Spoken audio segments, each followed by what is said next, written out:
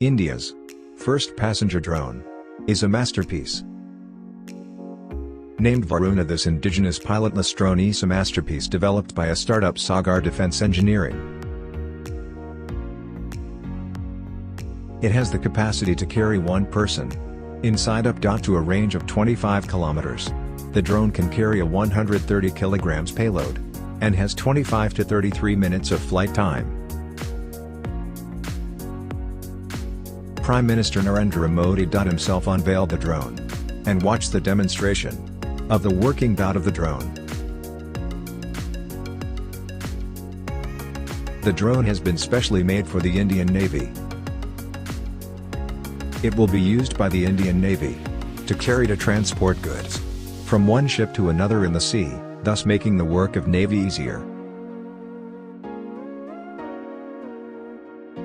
Varuna can also be used for medical emergencies. It can also take a patient to the hospital. There are 4 autopilot modes in the drone, which enable it to fly even if some fans fail to function. The drone is capable of carrying out autonomous takeoff and landing even when the ships are moving.